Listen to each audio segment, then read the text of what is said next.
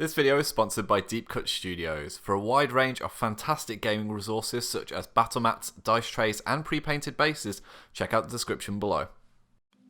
Hi guys, welcome back to CG Productions. My name is Tom and we're back with a new Citadel Contrast painting tutorial for Age of Sigmar. We're going to go to the Beasts of Chaos here, specifically some Ungors from Grashnax to Spoilers, I think it is, from Warhammer Underworlds, but you could apply this to any kind of Beastmen type model that you want to. And if you've not seen these tutorials before, they're designed to be beginner friendly to give you an easily replicatable paint job using the Citadel Contrast range and some dry brushes.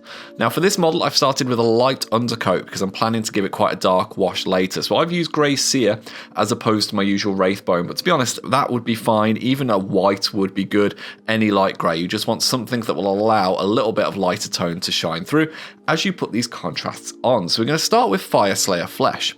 And this is kind of the darkest of the skin tones that you can use the contrast, and I've got a video on those if you want to have a look at them. But we're going to apply this to all of the body parts of this Ungor, so essentially his muscles, even his fur, even his hooves, all over, and it's going to give us a nice base coat that we're going to build on a little bit later. Now as you're applying this, you're going to want to avoid that kind of thick coat that often gets advertised. You want a nice even spread, and you want to avoid pooling in any areas because when we wash it later it's going to be a little bit too dark. So just take your time, make sure you get good coverage. If there's any areas that are being missed out, make sure you catch them and just move the paint around so you get a nice even skin tone that you can begin to build on later. Now obviously if you go over any of the wraps or weaponry, that's no problem, or you can just go and revisit it with either your grey SEER straight from the pot or just another light tone that you can base your colours on. So I'm going to be focusing now on the fur. Now you can use a variety of colours for this. I'm going to be using GORE-GRUNTA fur, which is kind of a gingery browny colour, but you may want to use something a little bit darker such as Black Templar, Cygor brown or even Wildwood. Now essentially this is going to be focused on all of the areas on the back, the shoulders, just above the hooves, and I think these guys have got like a goatee, which I'm not even sure if that's a pun, so I'm not going to apologise for it, but they've got a little bit of chin fluff that you want to catch carefully. Now I'm bouncing between using a size 1 and a size 0 brush for this tutorial, which is the equivalent of kind of a regiment and character brush for the army painter. There shouldn't really be much of a need for you to go any more careful than that, but whatever is most comfortable for you to catch these raised details without again splodging over that paintwork that we've already done. Now if you happen to go over the edges a little bit, it's not the end of the world, the wash will catch it, but just trying to keep this to neat focused areas where that hair is growing. Obviously if there's any that are poking out behind some of the armour or the weapons, catch what you can and then go over and neaten it up a little bit later with your base coat. But you can see already you've got this sensation of this kind of furred beast man who's approaching. So now I'm going to go on to some of the other areas of the miniature, and this is specifically going to be Wildwood, which is going to be used on the leather straps and also on his spear. Now some of the miniatures in the Ungors obviously have bows, you could use it for that. You could even use it for some of the wrappings if the feeling takes you, but essentially you can vary out your colours as much as you want here, depending on how the rest of your army is based. But for me this is specifically from any of the leather straps, any of the strings that are holding kind of bone accoutrement and ornaments and whatever you want to call them, and like I said, the main haft of his spear or the bows for the archers. Now I actually use Wildwood on the arrows for those of them that have a quiver on their back, just specifically on the shafts of the arrows, and I use a slightly different colour for the quiver itself. But this is quite a dark one, Wildwood, so just take your time with it, be careful and don't allow it to pull too heavily. It's a tricky one. If it pulls too strong, you get this kind of black colour, so you just want a nice even tone, and if you want to use some of the medium to thin it out, by all means do. So speaking of the wraps and all the other areas now, we're going to build on that using Snakebite leather, AGGAROS dunes and Black Templar. Now it's entirely up to you which you want to use here. I'm going to be using Snakebite leather for his kind of arm wraps, as I suppose you could call them, just to build in. But obviously if you want something lighter that the wash is going to go over, use AGGAROS dunes. Now some of the larger bones are going to receive that AGGAROS dunes colour, but again you've got variation if you want something a little bit lighter. So I'd strongly recommend that you can kind of just have a look at this tutorial, and if you think something's a little bit too dark or you don't want to apply the wash on it, just variate it depending on what you fancy. Now the Black Templar for me is going to be used for his kind of robes that he's got on. Now sometimes they have little scraps of material on their weapons, and they have them obviously covering their private parts. So that's going to be Black Templar for me. But you could go with something a little bit more fancy and snazzy if you wanted to. You could go with like a red colour, or even an orange would go quite nicely with these miniatures, and it would also wash down quite well with the AGGAROS Earthshade that we're going to be using in a moment. Now, same process here. I'm going to be using my kind of slightly smaller brush here, my size 0, just to get into the nooks and crannies. One thing to be aware of with these kind of awesome sculpts is to just be careful where your brush is going. You don't want to catch the back of a leg or accidentally catch a weapon area that you've already covered. So just take your time with it and try and get to what you can. Remember, some parts of the miniature are not going to be seen from tabletop level, so it's going to be, if it's really difficult for you, just leave it. You know, the wash will catch it and darken it down anyway. And this is pretty much getting to a stage where we're already seeing this miniature take shape and take form. And like I said, there's a great deal of variety that you can add in here just to add a little bit of depth a little bit later or highlight. But the main focus for me here is to try and get these that can be batch painted probably within an hour, you know, excluding the kind of drying times that go with it. Now, obviously, he has still got quite a lot of ornaments that he is decorated in, so we're going to be using a variety of paints to catch those. So we're going to be using Skeleton Horde for his horns and any of the kind of teeth that are adorning him.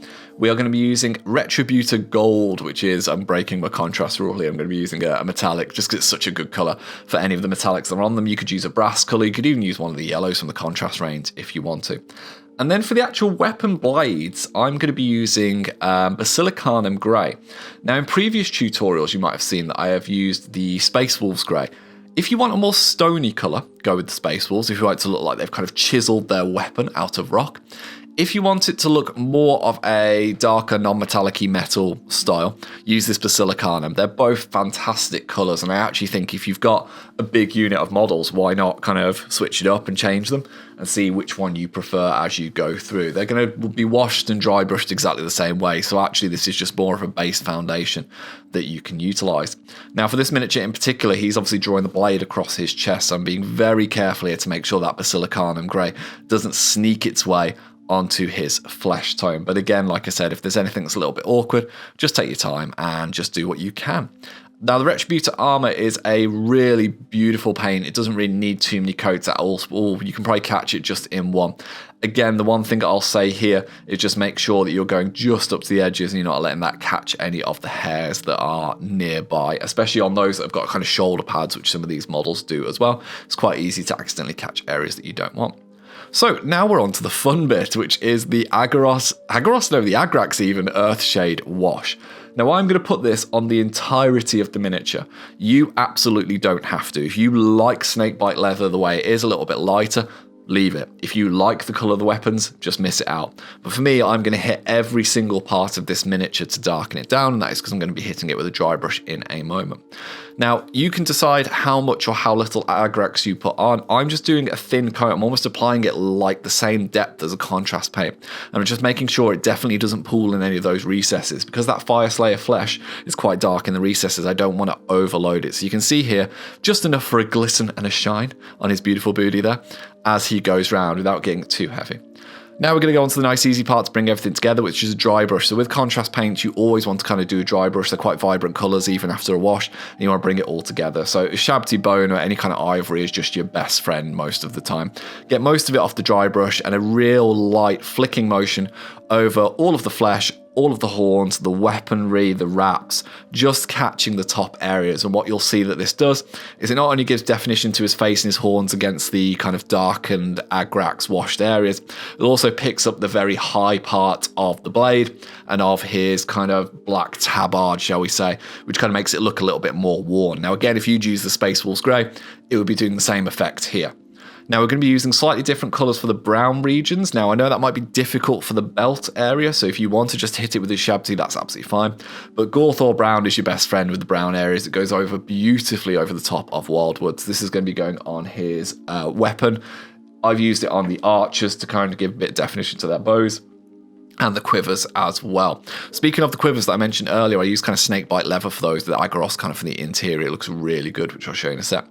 Any of the metallic areas, just give a very gentle dry brush with lead belcher, and that will pretty much take you to a finalized miniature here. Now, I will put the recipe for the base down in the description or the pinned comments, just in case you want to replicate these models exactly, and I just put a little bit of blood in his chest. But you can see here's the finished 3, and they get a really nice quick paint job. Like I said, excluding drying times, and I was kind of cheating and using a hairdryer for a good chunk of this, it's probably like an hour. It's really not much to get a miniature done. If you batch paint them, you know, you can probably get this full warband done very quickly, and if you're doing like a big squad or army unit, won't take you very long at all. And the dry brushing does so much to bring these miniatures together.